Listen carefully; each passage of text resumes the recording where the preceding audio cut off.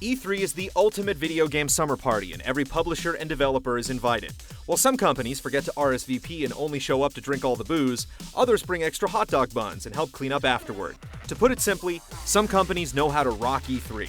To gauge each exhibitor's impact, we considered everything from press conferences to media access to booth tours and trailers to the biggest draw, the games. These 10 companies seem as excited to see us every year as we are to see them.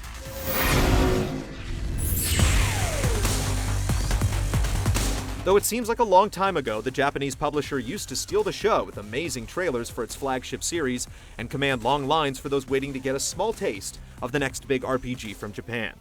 However, Square Enix's presence at E3 has been in a state of decline in recent years, prompting the company to label their showing last year as almost humiliating. Thankfully, the publisher now owns Eidos. The Western arm of Square Enix salvaged their E3 presence by trotting out big names like Hitman, Tomb Raider, and Deus Ex. Perhaps this will be the year Square Enix turns things around, starting with a solid showing at E3.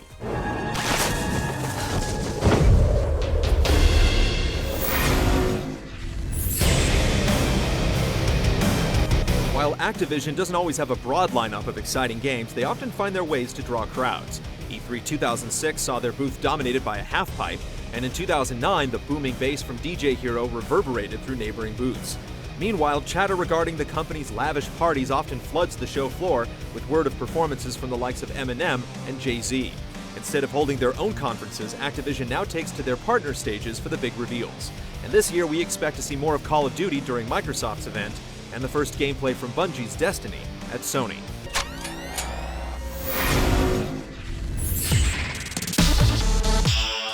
Giant Warhammer mechs and UFC octagon rings chock full with booth babe referees are only a few examples of the fantastic fluff you could expect to see at THQ's E3 booths. Though THQ may not have attended the show floor last year, its games still had a presence with the South Park announcement, as well as the unforgettable Metro Last Light live-action trailer.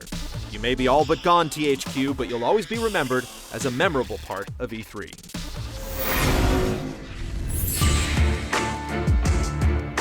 Beyond an innumerable number of marquee franchises to resuscitate, reboot, and revitalize each year, Capcom's built a steady reputation for bringing consistency to the table as one of the strongest Japanese presences of the show each year. Whether sneaking show-stealing trailers into bigger press conferences or bringing the show home with community-focused livestream events, there's rarely a year that goes by without the Blue Bombers' homestead on everyone's tongue. With rumors abuzz of Darkstalkers and the impressive next-gen Deep Down fluttering in the wind, 2013 looks to be no exception.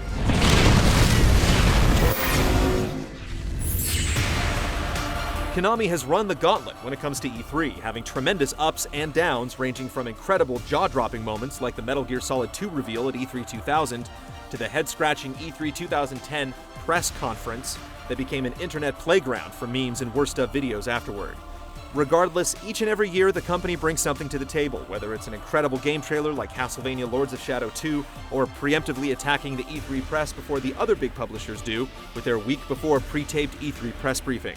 Konami isn't afraid to break the rules. Electronic Arts finds itself at the halfway point, and with good reason. It's impossible to ignore the girth of games, an annual, if ho-hum, press conference, and a big booth which enshrines everything that's EA, with ample trailers and access. Simply put, the mega publisher has a megaphone at E3, burbling loudly. There's some noise in that signal, with mobile and sports games getting their fair share, and a lot of EA's biggest names hiding out at the first-party conferences and booths. EA is the typical E3 heavy hitter. It's a blunt attack that's hard to ignore. They've only been putting on their own press conference since 2007, but Ubisoft has made one swell showing after another. Franchises like Assassin's Creed, Far Cry, and Ghost Recon offer enough to make us forget about Mr. Caffeine. As grating as his doodly-doos were, Ubisoft is known for having a refreshingly light and upbeat attitude during their E3 proceedings. Their floor presence is a mix of hands-on and behind closed doors that always features a big title for every major console, whether it's the grittiness of Splinter Cell or the playfulness of Rayman. Last year, Watch Dogs was one of the truest surprises to emerge from the show, so the guys with the funny French accents are always in reach of stealing the spotlight.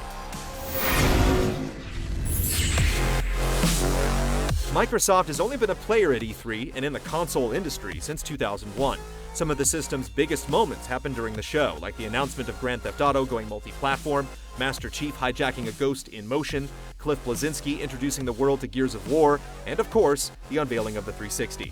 If you don't have a hang-up about the color green, their E3 booth is a fun place to visit, featuring sit-down kiosks running Forza Motorsport and wide-open meeting rooms to check out the latest on Kinect. Ever since the XO events got discontinued, E3 has been the place to get the biggest Xbox announcements of the year.